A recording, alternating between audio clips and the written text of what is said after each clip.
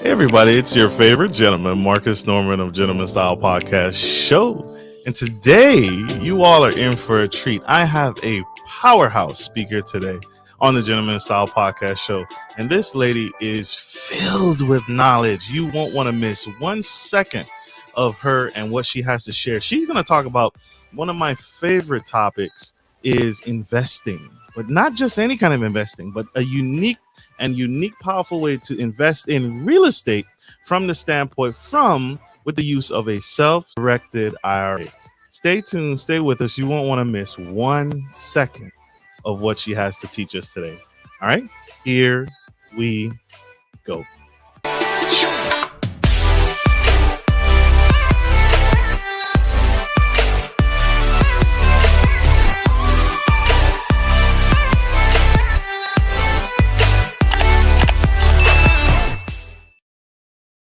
Hi, everybody. It's your favorite gentleman, Marcus Norman of the Gentleman Style Podcast Show. And today we have the incredible Miss Mindy Gayer. She leads the Entrust Group out of their Nashville, Tennessee office, which serves the Southeast region. She is multi-talented, and she's known as the business development manager of a company called the Entrust Group, which is the go-to for all self-directed IRAs, and they hold an outstanding $4 billion in assets with over 22,000 investors. Mindy is in charge of helping clients learn the ins and outs of diversifying their portfolios. Mindy also has 20 years of experience working with some of the biggest U.S. banks and old national banks, and etc. And the list goes on. And she also vast experience in a sales consultant background with multiple insurance consulting agencies and consulting experience. She is multi-talented, y'all. And so I couldn't think of anyone better to bring to the stage to help us learn how to diversify our portfolios and use this unique tool called self-directed IRAs to the platform. So help me welcome to the stage the incredible Miss Mindy Gayer.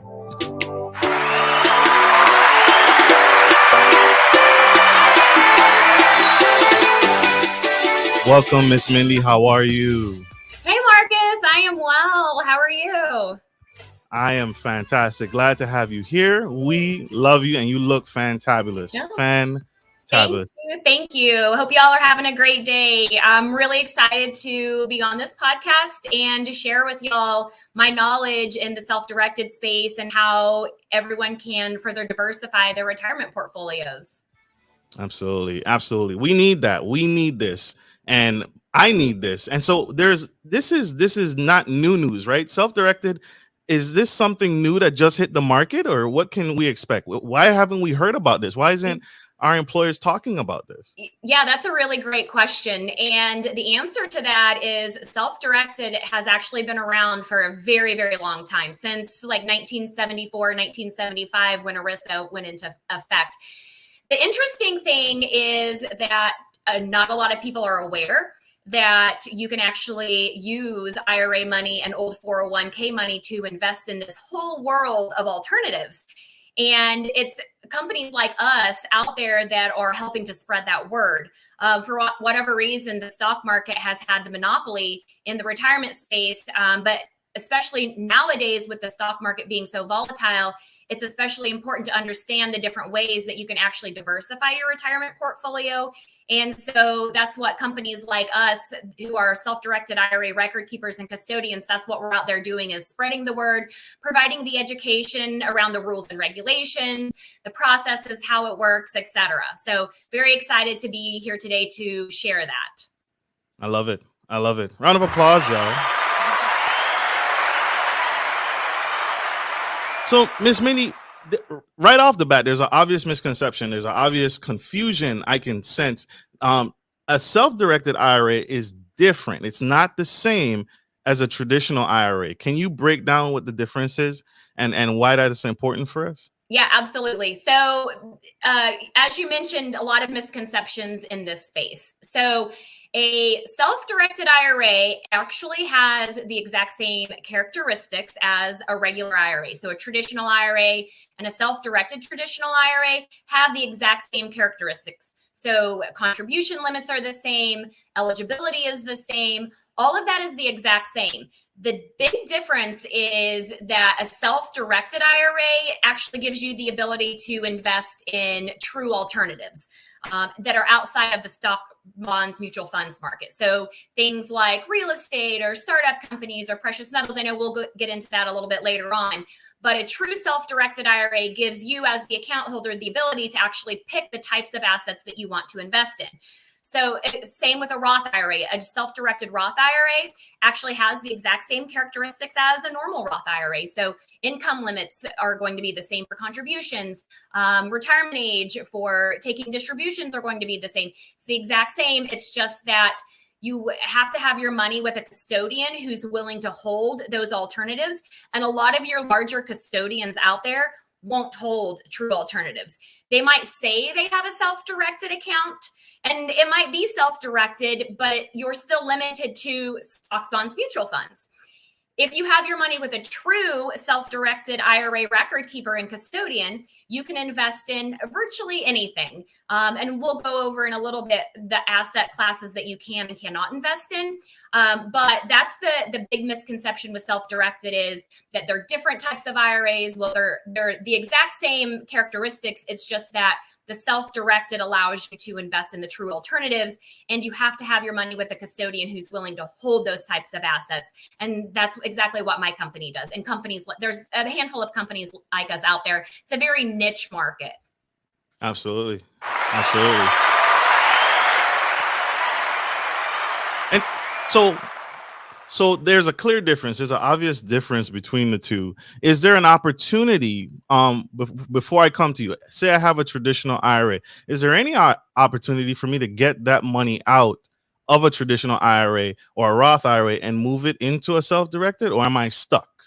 Nope, that's a really great question and another really good misconception.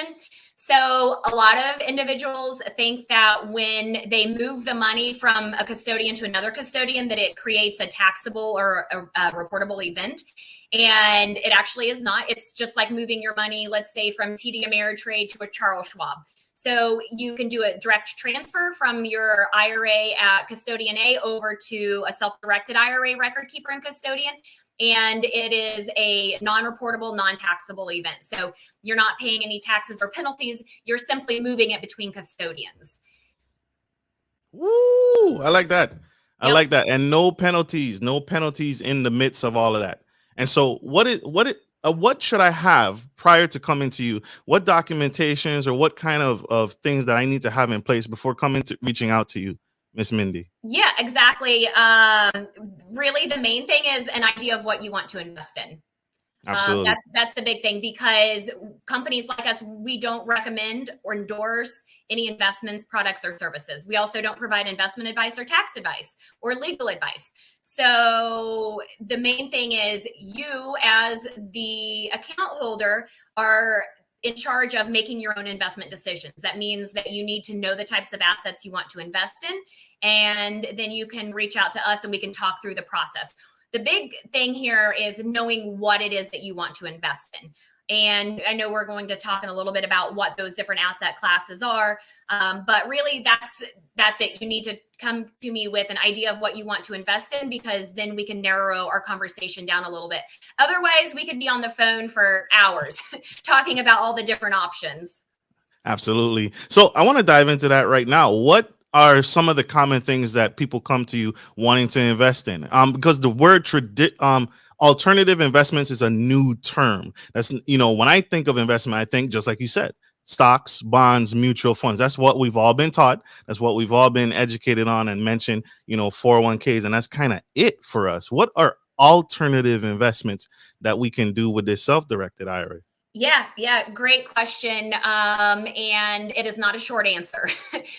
There's a world of alternatives out there that you can invest in. So some of the bigger categories, asset classes that our clients invest in: real estate. And that can be any type of real estate, whether it's a single family home, an apartment complex, parcels of land, commercial real estate.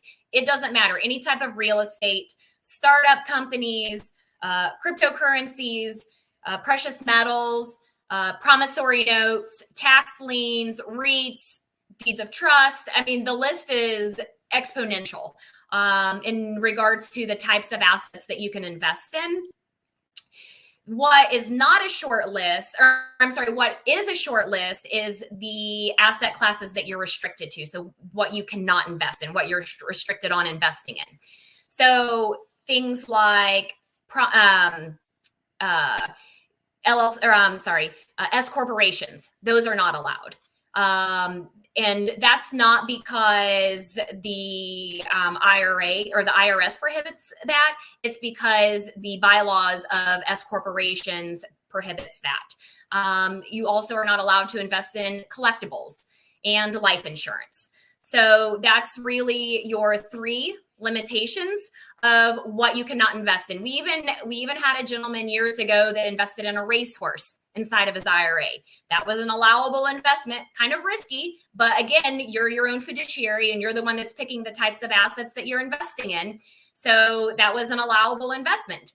So you can see the spectrum of what you can invest in, very, very, very broad.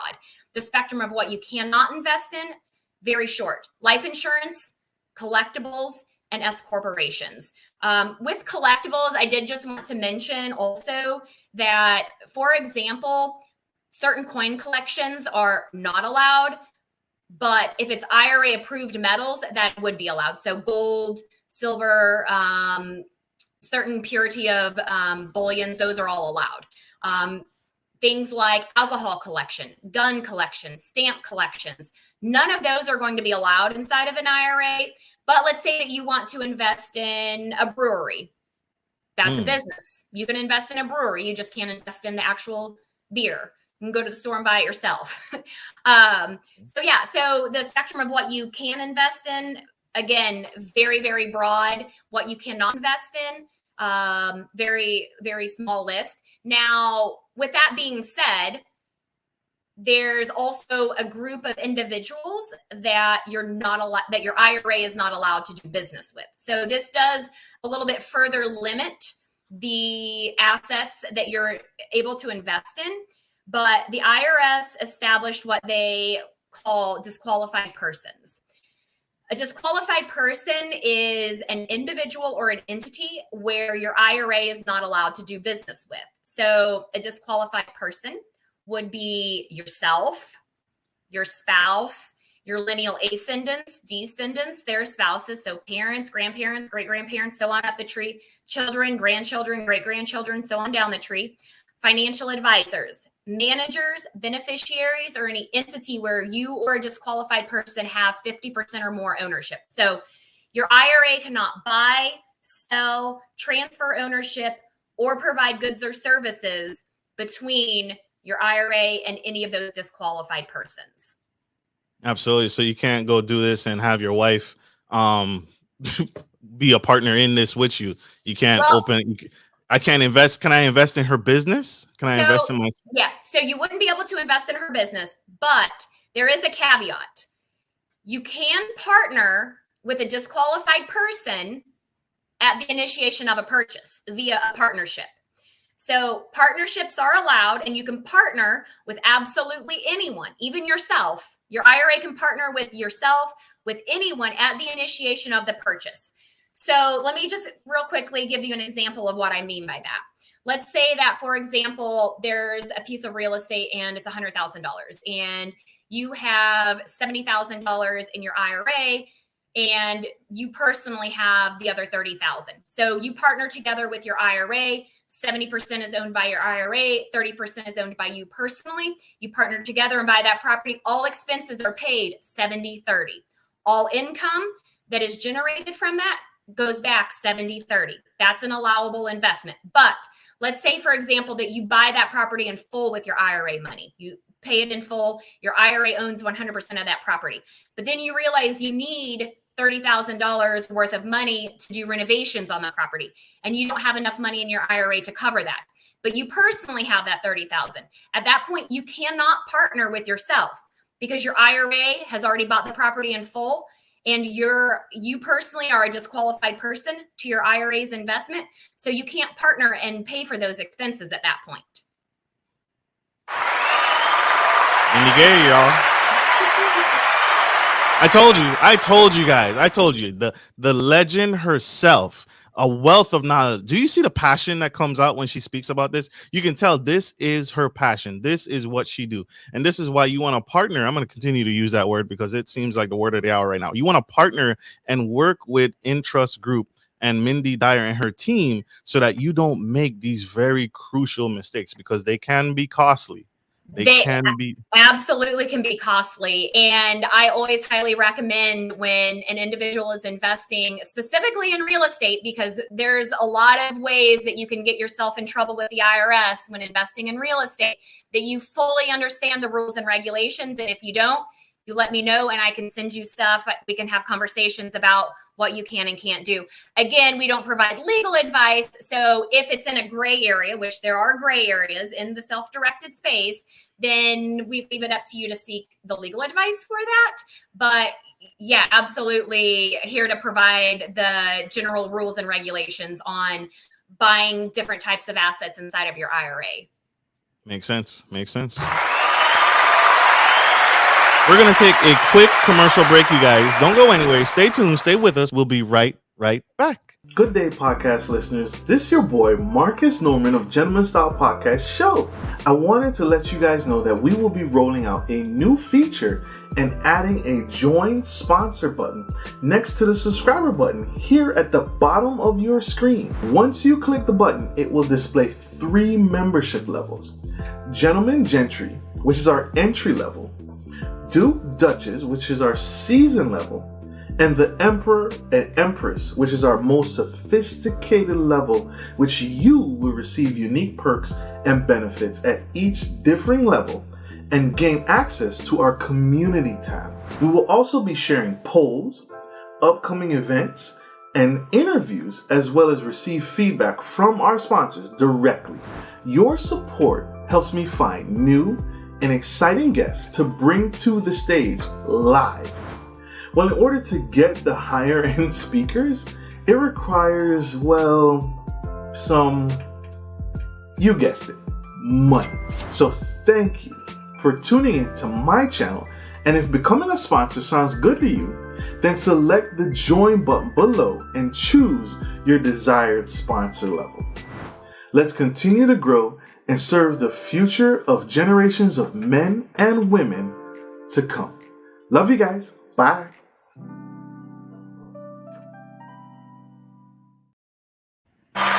We are back, y'all. We have the incredible Miss Mindy Gayer, and she just broke down how the significance of the self-directed IRA works and how there are some prohibited transactions as well as allowable transactions, and it's broad. The area of alternative investments that you can invest in is broad, and the things that aren't allowed are very minuscule but still significant. If you missed that, if you missed what she said, scroll back, go back and tune in and check her out. She is absolutely spilling the tea here today on the Gentleman Style Podcast Show. Miss Mindy, you talked about alternative investments and you mentioned my favorite, which is real estate. And there doesn't seem to be a limit on what I can do with it. You said land, commercial, residential. It's very vast, as you stated earlier. How exactly can I invest in real estate? Like, I want to buy, can I buy a multi-unit complex with that real estate? And if with that self-directed IRA? And if so, what happens with the rents? Do the rent checks come to me or they go somewhere else? Yeah, great question. So there's a lot. So here's what I like to say about self-directed. You always have a lot of options in the self-directed space, almost unlimited options and different ways that you can structure the purchase, different options for purchasing assets, which also means that you have a lot of decisions to make and a lot of things to take in consideration when you are doing this. So you mentioned, how can you buy the real estate? There's actually, there's 4 different ways that you can buy real estate inside of your IRA. And I'm just going to quickly touch on those four options. So the first is a direct purchase, meaning that your IRA is the name that's on the title, the deed, the contract. So your IRA is the direct purchaser. It's buying the property in full. All expenses associated with that piece of property are going to be paid with your IRA. The account is paying for the expenses. So very, very important that you have excess cash in that retirement account to cover any expenses associated with that piece of property, because you personally can't cover any of those expenses. That would be a prohibited transaction. And the way that I like to kind of break it down and help individuals conceptualize your IRA from you personally is imagine that your IRA and you are strangers to each other. So, for example, your IRA buys the property, and let's say that it needs a new roof and it's going to cost $10,000. Well, would you give a stranger $10,000 to pay for that roof? Probably not. So, absolutely not. You and your IRA, two complete separate entities. There's no commingling. Yes, it's your money, but no, it's not your money until you take distribution. So, complete separate entities. Also, the real estate that you're investing in inside of your IRA or any of the asset, it has to be for investment purposes. That is extremely important to keep in mind. So it can't be a piece of real estate that you're buying to live in or for your mother to live in. Even if your mother's paying you rent, it's still, she's a disqualified person, so she wouldn't be allowed. So you just need to keep in mind that when you're investing in these assets, that everything needs to stay at arm's length. Okay, so back to the different ways that you can invest in the real estate. So a direct purchase. Again, all expenses are paid from the IRA account. All income must go right back into that IRA account. Otherwise, it becomes the distribution. So let's say that you're getting $2,000 a month on a piece of property that your IRA owns. If you take that as cash, that's counted as a distribution. And if you're not of retirement age, you're paying the penalty as well for that cash that you're taking, that you're pocketing. So all of that money needs to go back into the retirement account. So just imagine it as everything is filtering into and out of the account, the IRA account. Okay, so that's a direct purchase. That's option one. Option two is going the LLC route, where you're still opening an account with the custodian, then you're creating an LLC, and it has to be a new LLC. It can't be an LLC that, let's say that you opened an LLC years ago and you never ended up doing anything with it. You can't use that LLC. And the reason for that is because more than likely you personally are the member of that LLC, right? And you can't transfer ownership. So if the IRS were to audit you and say, okay, we saw this LLC was opened, you personally were the member, but then you transferred the ownership to your IRA, that could be technically a prohibited transaction because you're transferring ownership. Again, you and your IRA strangers. There's no commingling, no intertwining. So it needs to be a newly created LLC. You'll open a bank account in the name of that LLC, instruct the custodian to move the money to that LLC bank account, and now you're buying assets in the name of the LLC. All expenses are paid from that LLC. All income goes right back into that LLC. Again, if you use that money for anything other than expense purposes for your assets, it's counted as a distribution and you're taxed on it. If it's inside of a pre-tax account, you're paying the penalty on it if you're not of retirement age. But LLC gives you checkbook control. Some call them LLC IRAs, some call them checkbook IRAs. It essentially gives you more control over the buying and selling of the assets and the transactions that occur inside of that LLC. The third option is partnering. You know, we talked about that earlier. You can literally partner with anyone at the initiation of the purchase. You just establish the percentage of ownership on the front end. All expenses are paid at that percentage of ownership. All income goes right back into that percentage of ownership. So partnering is an option. And then the final option for buying real estate is leveraging. So let's say that you want to buy an apartment complex. And it's a $500,000 apartment complex, but you only have, let's say, $400,000 in your IRA. And remember, you want to make sure that you keep excess to pay for any expenses. So you only technically have $300,000 to buy the property. You need $200,000 more, so you can leverage. You can go to a financial institution and ask if you can get a non-recourse loan for your IRA. So you personally aren't taking out the loan. Your IRA is taking out the loan. So that's what they call a non-recourse loan. no one's signing as a personal guarantor. It's the IRA that's taking out the loan. So leveraging is allowed. I will say that it's more difficult to find non-recourse loans. There's not a lot of financial institutions out there that do provide them. There are a handful, but they typically are harder to find, typically require a higher LTV. Some are 40, 50, 60% down. And the rates are typically a little bit higher, but that is an option as well. So 4 different options for purchasing assets inside of your IRA, real estate specifically. Woo. Did you guys see that? Like, did you see how she broke it down and how she dissected it? She took us 10,000 feet up and then she broke it down. She took us down with us. That is incredible. And that's truly powerful. Miss Mindy, is there an opportunity, because there are different types of investors, right? There are different types of real estate investors. There's the active investors where they want checkbook control, but there's also the passive nature. Does your company, does Entrust Group kind of do that for you? Like, do you as a custodian, do you guys manage, like, hey, you just notify the owner and say, hey, we're making roof repairs this month, we're taking out $10,000, the same $10,000 that you mentioned? Or do I have to be involved because it's self-directed in nature? Yep, that's a really great question. And the answer to that is we do not do anything without your direction. So if you're buying directly through us as the custodian and record keeper, if you need to pay the lawn man, you're directing us to do that. We will not pay any expense without your approval and you submitting the okay to do that. Perfect. And that's why I wanted. If you're going the LLC route, you're doing all of that on your own. We're hands off. We don't want to see anything that you're doing inside of that LLC. The same rules and regulations apply, right? So you're still being checked for prohibited transactions. As you can't do business with disqualified persons. So the same rules and regulations apply. It's just that we're not involved in it. So if you go the LLC route, you better have a very good understanding of what you can and can't do. Because we are very far removed from that transaction. Makes sense. Is there an opportunity for what are some of the associated costs? What expenses can I expect, if any, with opening and starting that self-directed IRA?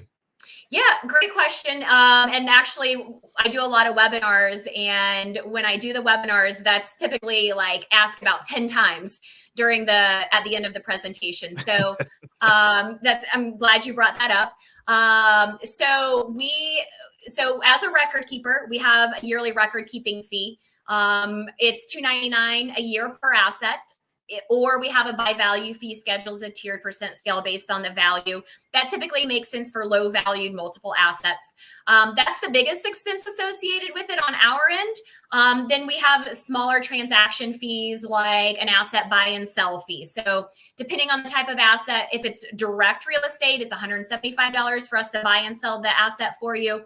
If it's anything outside of direct real estate, then it's a $95 buy and sell fee. And then we have some smaller ancillary fees like wire fees, et cetera, but reasonably priced for what we're doing. Love it.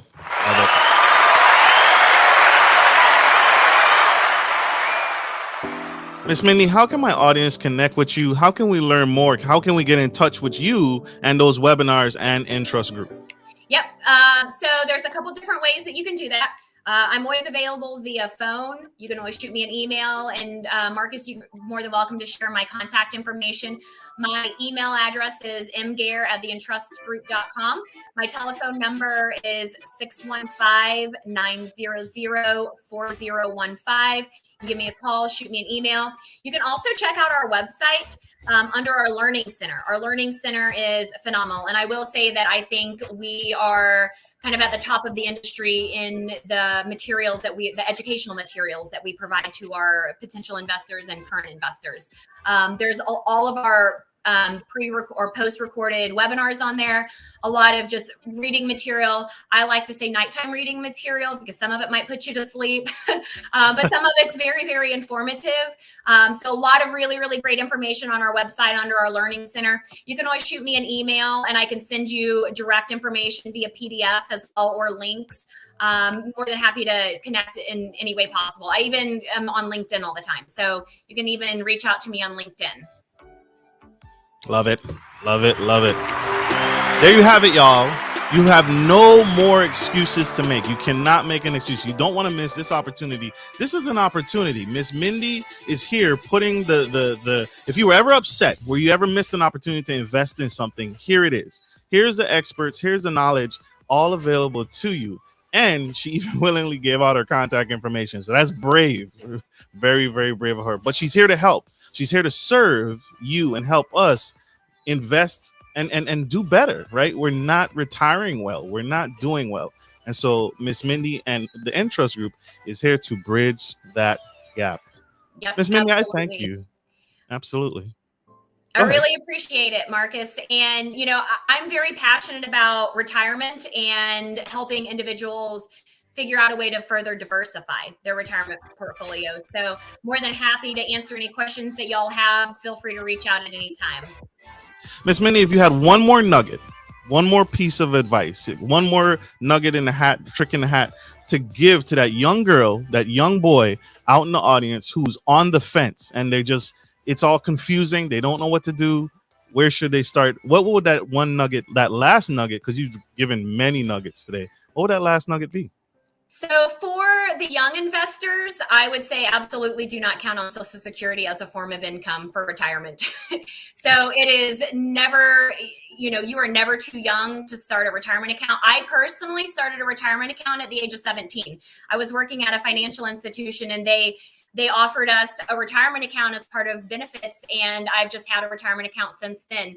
And I would say definitely if your company offers retirement plans, take advantage of that. Absolutely take advantage of it.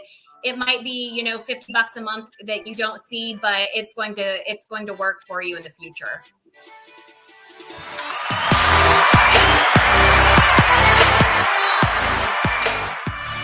Miss Mindy, I thank you. Thank you, Ramon. Yes. This is thank you. Thank her. I'm just learning this with you, brother. Miss Mindy, thank you so much for taking time again out of your busy day to get back in this way. I want to say to you, thank you. Don't ever quit. Don't ever give up on us because we need what you're doing. We need your help to retire better. Yeah, thanks, Marcus. And we need you also helping us spread the word. So I love it. I love this. Absolutely. I want to thank you, my audience, for tuning in to the Gentleman Style Podcast Group. I hope this message has served you, and I hope this helps take you to the next level so that you can retire better. And so, like I end every show, take care of your friends, take care of your families, and always take care of business. This is Marcus Norman, your favorite gentleman, and the incredible, amazing, super fragilistic expialidocious Miss Mindy Gayer signing off. Love you guys. Bye.